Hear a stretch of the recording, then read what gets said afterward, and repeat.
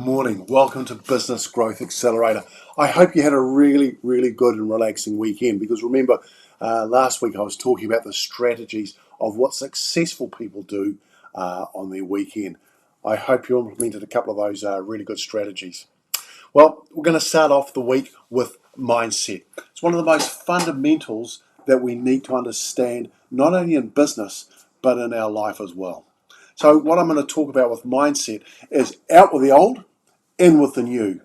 And what I mean by this is that if we have old thinking, we're going to continue with old ideas. So it's about transforming you into a new person by changing the way that you think. So thinking with faith instead of fear, assurance instead of anxiety, and joy instead of negativity.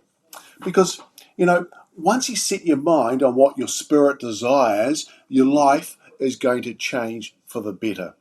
And I know this for a fact because it's happened in my life. As soon as I got rid of my negative thoughts and the way I used to think, it's amazing what happens, what the universe brings down to you and makes happen. Let me use the analogy of a skunk, shall we? Now, with a skunk, your feelings are the odors and your thoughts are the skunk. Now, to change your feelings, you've got to go to the source and deal with the things that produce them. And those are the way you think. It's how you think. Thoughts produce feelings. It's not the other way around like so many people think it is. Now, worried people tend to think anxious thoughts, and eventually those thoughts become so automatic that, like a lingering skunk odor, you stop noticing them and you learn to live with them. It's absolutely not right. You get used to stinking thinking. Let me say that again. You get used to stinking thinking. Your thought patterns become as habitual as brushing your teeth. And I can't think that brushing your teeth is good. Stinking thinking thought patterns aren't. You get so accustomed to thinking bitter or anxious or selfish thoughts that you stop paying attention to them, and it actually drags you down.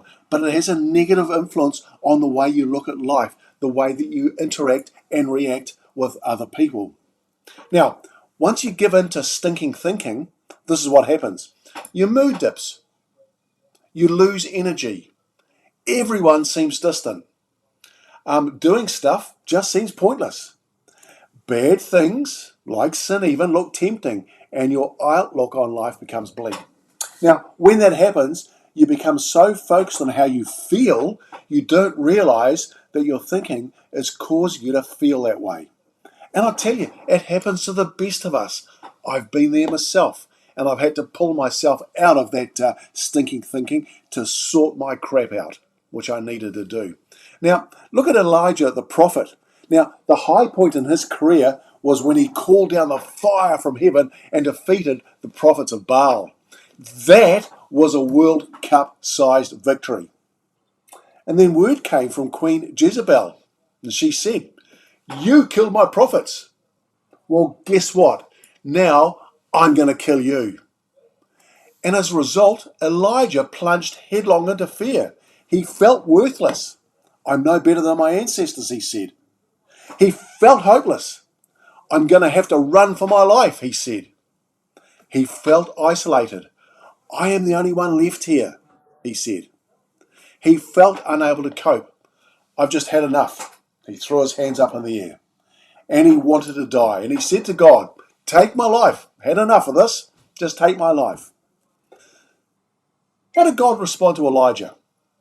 Well, 4 simple ways. He helped him to start eating right and to get proper rest. And this is something that we all need to do, to eat right and get proper rest. We've got to feed our body good nutrition to get the best from it. Just like our mind with our mindset, we've got to give it good nutrition, thinking the proper thoughts. Secondly, he spoke to him in still, small, and an encouraging voice, reassuring him and giving him courage. 3, he assured Elijah that he wasn't alone. His God was with him. And he gave Elijah another mission to fulfill. Now, there's always going to be a Jezebel, a Queen Jezebel, threatening to undo your best efforts and to bring you down. Now, the key learning out of this, though, the key learning is to control your thinking. Get rid of stinking thinking. Here's some thoughts, though, because if you treat a person as he is, he's going to stay the same way. All right. I learnt this from a really, really good friend of mine, Jim. And Jim said to me, if you treat a person the way he ought to be, he'll become what he ought to be and what he could be. Let me say it again. This is from my good friend Jim. If you treat a person the way he ought to be, he or she will become what they ought to be and could be. And I'll tell you, that has really resonated with me. And he said that to me about 2 years ago. And it made me realize that when you have an idea of what people or how they should act, and you want them to believe and behave that way, then treat them as they ought to be. And it's amazing. Because what you become is a direct result of what your mind dwells on. What you become is a direct result of what your mind dwells on. And Ralph Waldo Emerson said, life consists of what a man or a woman is thinking about all day. What you think about all day, you'll become. John Locke said, the actions of men or women are the greatest interpreters of their thoughts. What about James Allen? You are today where your thoughts have brought you. You will be tomorrow where your thoughts take you. That's the power of your mind and mindset. If you're going to do anything this week, ensure that your mindset is linked to positive thoughts, because your mindset doesn't know right from wrong. So even if it's not happening right yet, keep believing it, telling your mindset. It will then go to work to make it happen because it realizes how important it is to you. Now, how can this affect your work and your employees then?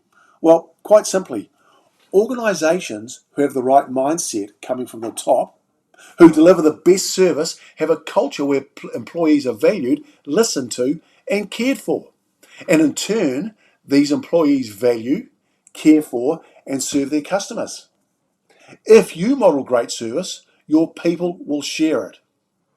If you want your team to serve them. If you want your people to care about them. If you want your team to love their work, love them.